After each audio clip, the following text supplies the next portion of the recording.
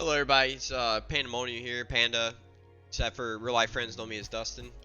but I'm doing a dev blog. It's been a little bit since I've done one. I'm kind of excited to show you this. I am showing it now despite that the project's not like ideally 100% finished because I am moving on.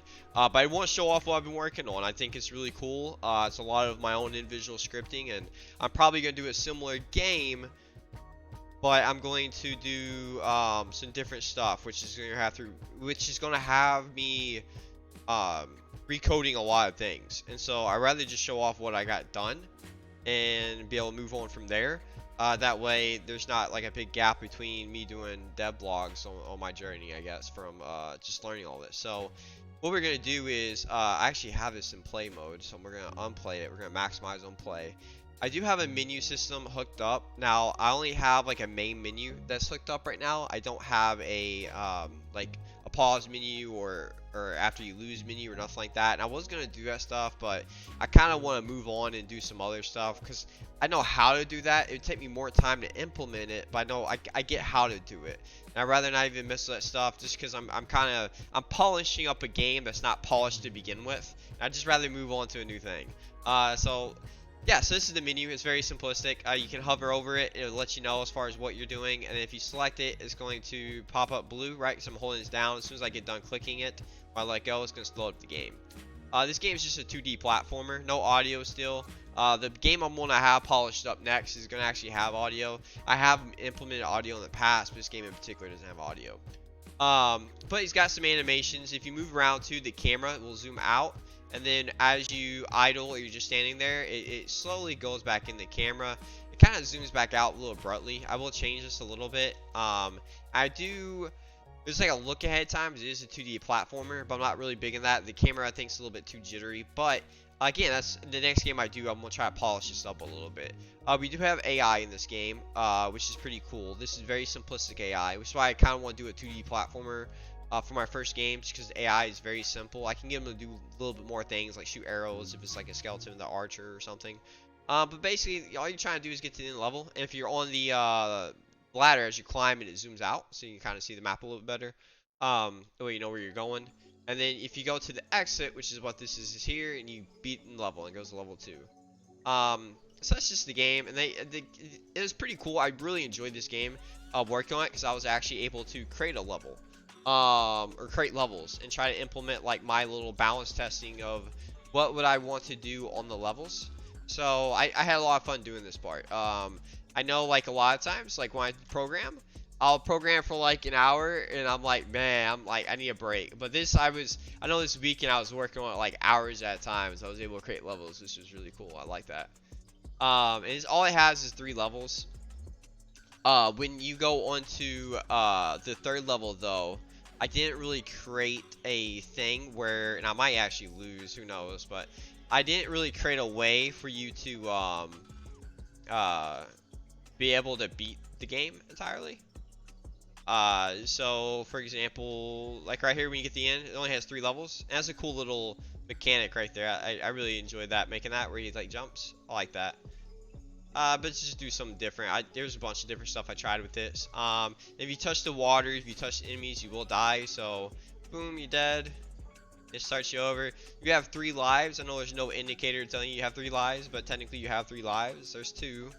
We'll die a 3rd time just so you guys can see that.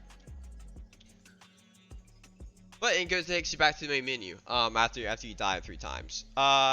In the actual game, I probably wouldn't want that. And that's what I'm saying. I have to go back and recode a lot of stuff. Probably once you just die and you start on that level, and it'd be more of a ambitious game rather than just very simplistic. Even my ambitious, even the game I'll be working on is gonna be kind of simple. But yeah, this is a lot of fun. Just a little bit behind the scenes as far as creating levels. We'll go over here and load like level 1. So when you're loading up levels, or when you're making levels, there's a thing, it's called a tile palette. It's almost like painting. So I had images right here. You can kind of see it down here. And what I did was I cut up these blocks. Even the animations are individuals, and you just kind of chop them up into blocks and do your animations. But this tile palette right here, what this is a way for me to kind of paint. So, different. I have different tile palettes based on what I want to do. So like this right here, the green in the background, that's just the background. So I can go to the background layer, and I can kind of paint like my little tiles I want in the background. Now, because of the background layer, the way it's coded and the way it's done up is it doesn't have any type of collision, meaning your player can't run into it. So if he were to be out here in the space, he's not grabbing on nothing, he just falls instantly from the gravity.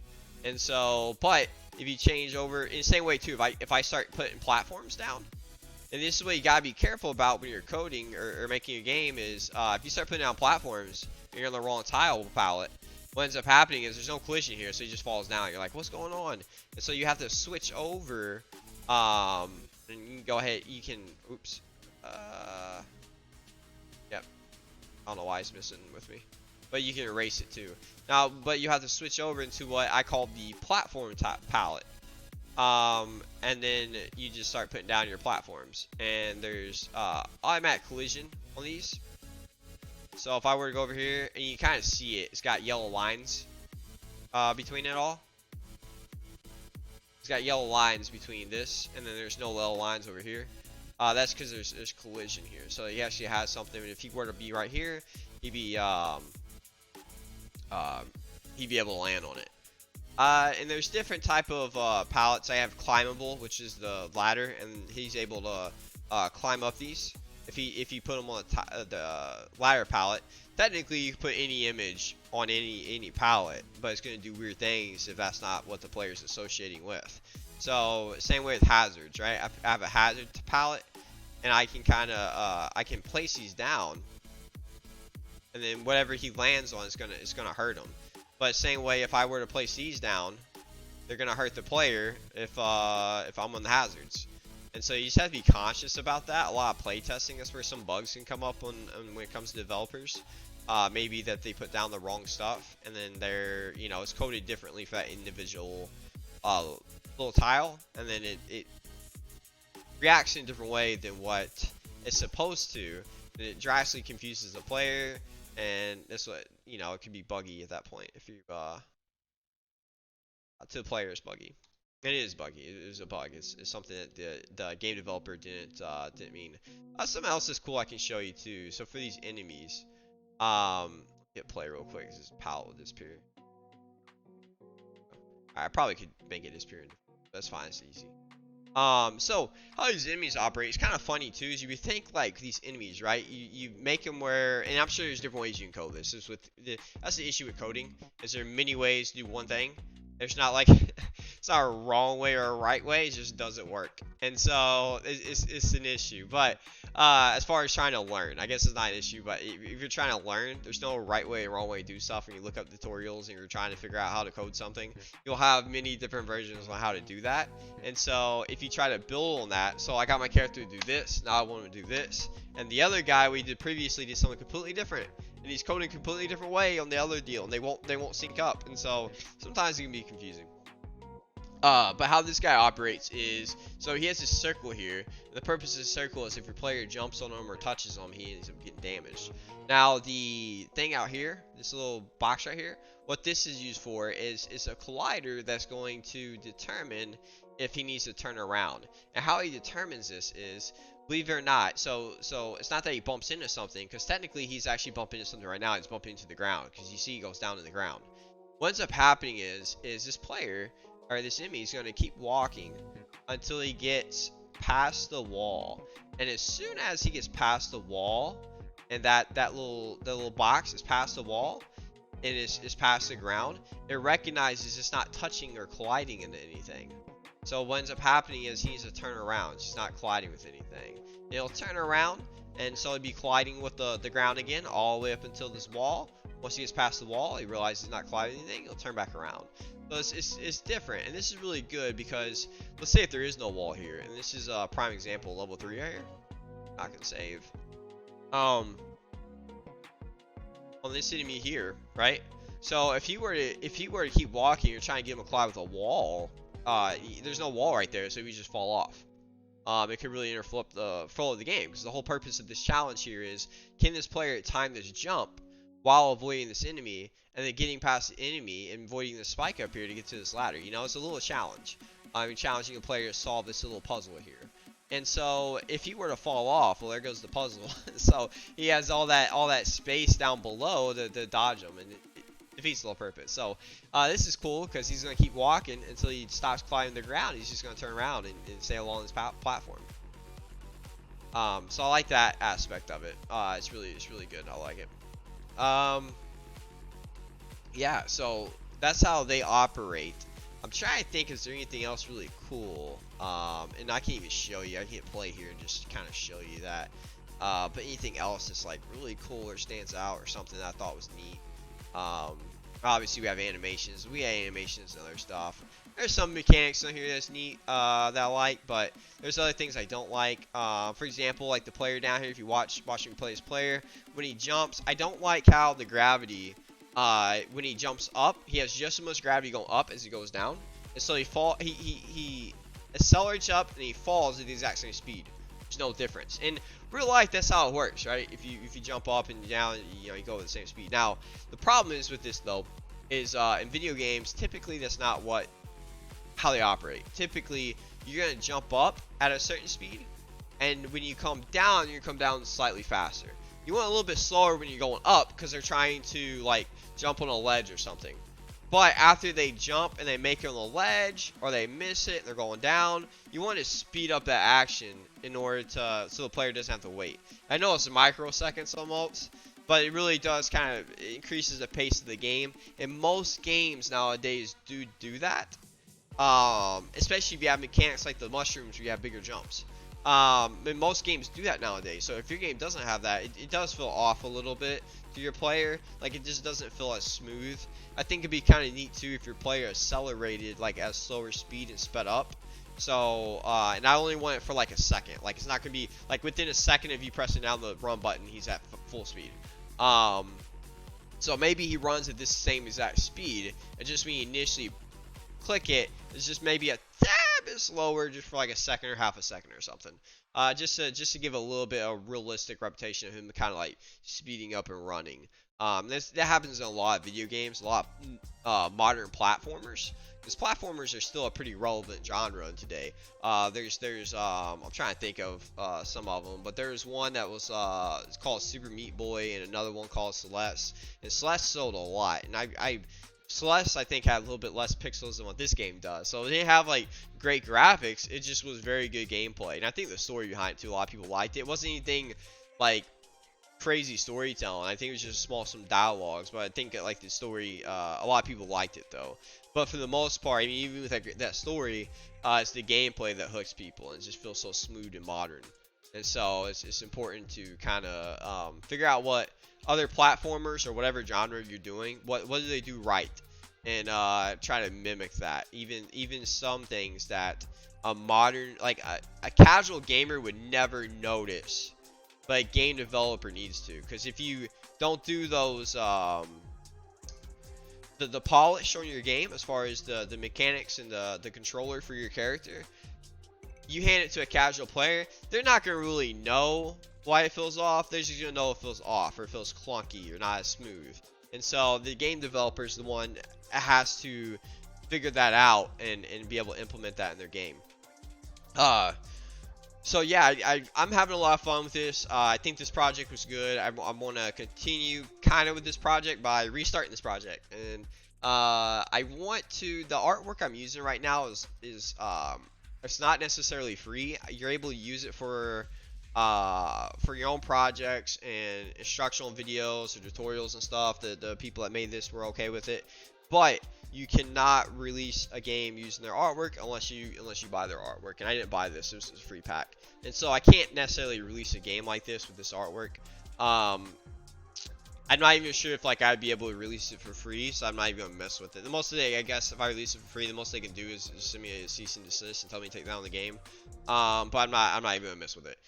So with that being said, I have to either scour the internet for free licensed art where I can use it for the game. There are some out there.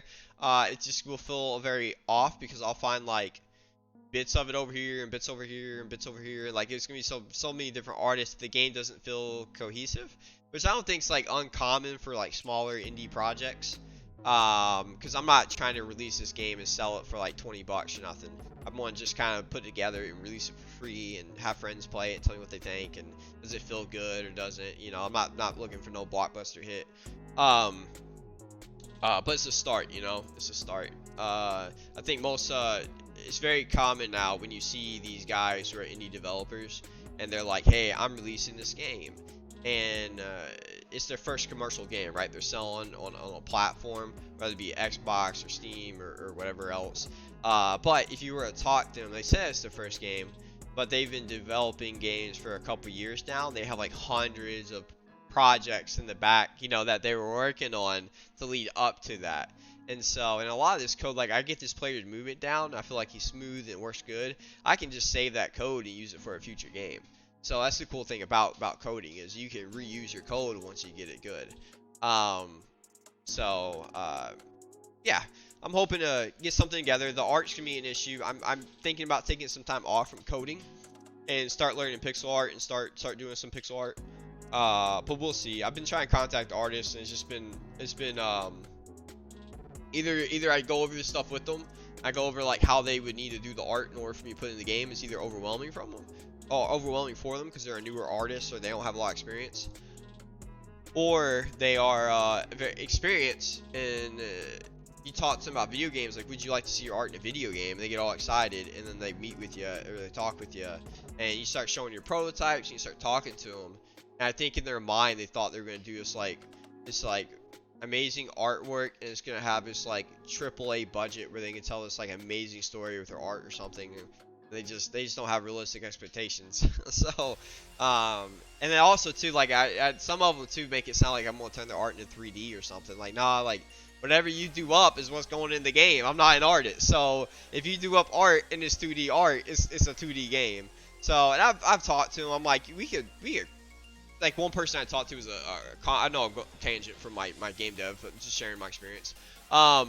One of them was a comic book artist, and they were very interested in making a video game. But the problem was they also wanted, it's a very similar thing where they wanted to tell us like story, and they're like, yeah, I play like a lot of Assassin's Creed and Mass Effect. I'm like, yeah, those are huge games like that. Those are made by like 40 to 100 people, and it takes them 4 years to make. So me as an independent developer, no, I can't do that, and I'm just starting out. So there's just no way.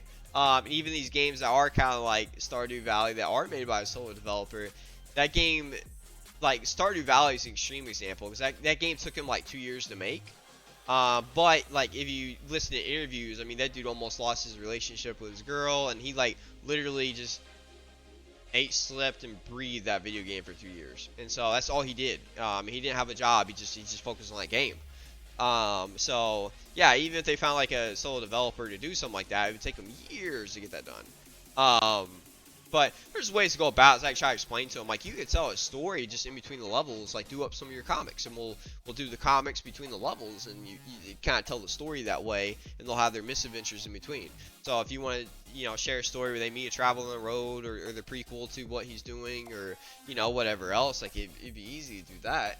But like I said, they just have visions of grandeur. When you tell them you want to make a video game with them, they think of these big video games, but and it's not no fault of their own, they just never have seen the backworks of, you know, how video games are made.